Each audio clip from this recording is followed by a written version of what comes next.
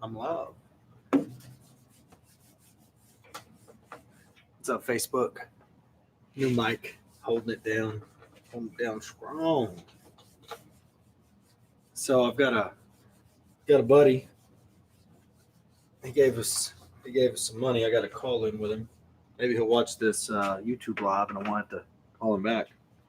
So he loaned us $18,000 against a mobile home and land in Snyder, Texas. We are paying interest only to him. We owner financed it, so the underlying lien is 18,000. We owner financed it for around, I think, 25,000, and we took a $1,500 down payment, which means we've got a $23,500 note. So since we have that, what we're looking at is seasoning that note, so it's hard money. I'm going to kind of explain this. This is going to be a little bit more in depth, but we've got $23,500 at 10.5% interest for 10 years. Okay. Right now, the underlying lien, so this is wrapping an $18,000, 12% interest only. I want to swap from my favorite purple marker to my least favorite black marker. So within this transaction, so this is $180 a month debt servicing. Okay, 180. But it's not this $18,000. No principal gets paid down, so it's not a depreciating asset. Where this $23,500 is a depreciating asset. So when we talk about ROI, this is a true 12% ROI. When we look at $23,500, if we were to sell my buddy, so in other words, we have a note right here. We have a note. He has a note. To satisfy his note, we assign our note to him, and the $18,000 goes away. Now he's in first lien position, and he has this note right here. This is kind of like a second mortgage. I don't really know the terminology. You'll have to speak with an attorney to get it explained a lot better. That's the simplest form I can tell you, that we can take our note, assign it to him. He now has a $23,000 500 note at 10.5% interest, and it cost him $18,000. He's made some money in the intern because we've had to service that debt every month that he's loaned this to us. We've had this loan out for probably 4, 5, 6 months, however long it's been. So he's made $180 every single month. Pretty simple transaction. So my call to him is, hey, we've got this note. Do you want it? If not, we need to wrap your note. Okay. We're going to wrap your note. We're going to season this one for a few months, and then we're going to sell that note to another investor and pay off your deal. Either that or we'll pay it off.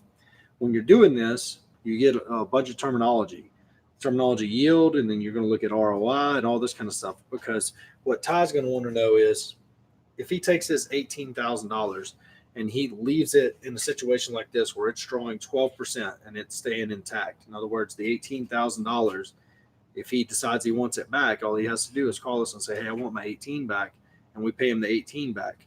In this situation, when he's got this note, it's paid down every month. So as he's getting principal and interest back, and that asset's depreciating. So if 5 years down the road, he can't get $18,000 back because there's not going to be $18,000 there.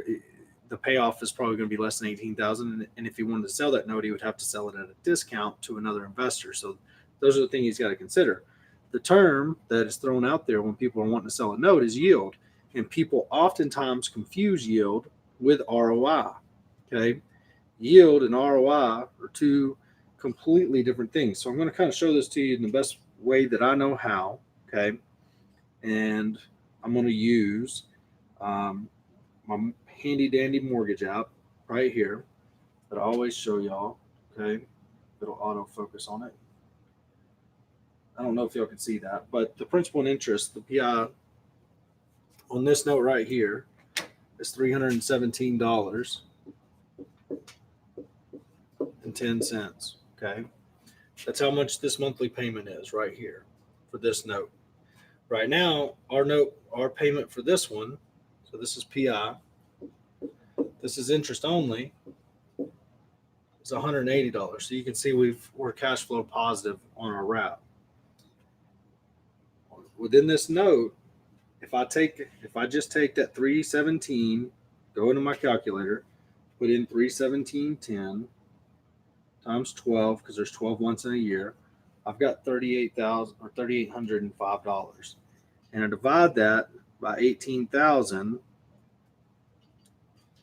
I'm getting a 21% yield. Okay. This, if he takes this note right here and takes over this payment, his yield, find a place to write this, yield would be 21%.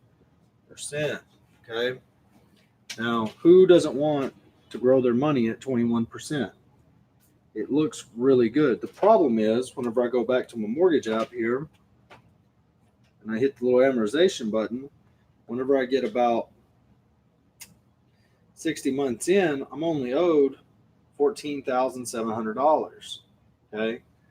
Or if I leave this money parked in a hard money situation like this, I'm still owed 18,000, and I made 12% every single month in between there. So 60 months times 180 is $10,800, okay, that I've been paid, and I'm still owed 18. All right. My money is probably doing better, but there's an easy way to figure this out. There's an easy way. I don't use 10BI. I use the old dumbass way. If I look down here on the bottom of my app right here, y'all probably can't see that because it's not focusing. It's $38,000. Okay. The total, this note paid to term, is $38,050. Term value is $38,051. 76 cents. Okay. Remember, his initial investment's 18,000. Okay. So we're going to take that 38, go to our calculator, clear. 38 minus 18, clear, 18 equals 20,000. Maybe 20,000 and some change, but essentially 20,000. All right. And that's over 10 years. So I divide that by 10, and you'll see I've only made $2,000 a year. So right now, as it stands, with his 180 times 12, he's making a slightly better return with his money out as hard money. Hard money is turned over, though, so he might have a couple of idle months if he can't turn that money over, but he's also drawing points. Okay. So when he's weighing this option, he's within this, the yield looks really good at 21%, but the ROI is slightly less than what it is if he loans it out to us at 12% interest only and draws points. Okay.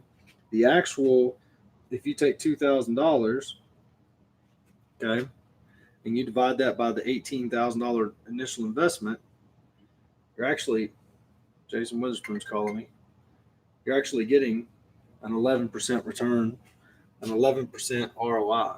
So this exact same scenario from the ROI is really only 11%. So the yield looks, and I probably didn't spell yield right, but the yield looks fabulous and it looks unreal. But the actual ROI, if it's paid to term, is only 11%. Now, there's a whole bunch of ways to pay the backside of this note game. You can take the upfront interest and sell that note at a discount in a year. There's some things you can do as far as institutional money. These kind of returns, 11%, 21%, they're unheard of. So I mean, you can dump this onto somebody that wants a little bit better return. If you have, if you're in a hot area, Snyder, Texas probably isn't that, but this is the way that things look. This is the way that when you're seeing these terminology out there and you're seeing yield, you're seeing ROI, and you don't know what the difference is. And it messes with me sometimes. Even standing here talking about it, I'm having to think about it the entire time. I could break this down and until you're looking at it in a real world situation like our Snyder deal and the decision that Ty would have to make, which I think I know the decision he's going to make. He's going to say, oh, y'all can wrap my note. Maybe he says that. Maybe he says he wants to be paid off. It doesn't really matter. Whatever that is, we're going to go find a note investor that likes the investor notes, because the plus side of a note is the security. The reason why you would take this transaction is because it's steady. A steady 11% return over 10 years is fabulous. Don't kid that. Like, that is really, really good. Really, really good. And it's really secure, where whenever, you're loaning that money out, if it sits idle for a couple of months, or, you know what I mean? Like, you're going in and out, the higher return typically comes with a higher risk. This is really secure. This guy, matter of fact, the cool thing about this dude is he's got another house that he's trying to sell in Big Spring. And when he sells it, he's going to pay this one off. So whoever buys this note for $18,000 might within the year get $23,000. And so, $23,000, what you saying? Just call it 23 minus 18 is 5,000. 5,000 divided by 18, if he paid this off within the year, is a 27% return.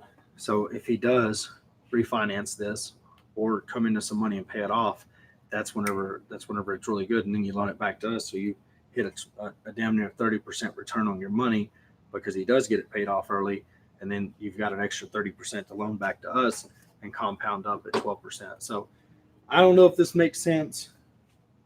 The point I'm trying to make is yield and ROI are two different things. The way you figure these things is different. The way that I figure it probably isn't necessarily always correct. I just showed you that app that I use called the Mortgage app.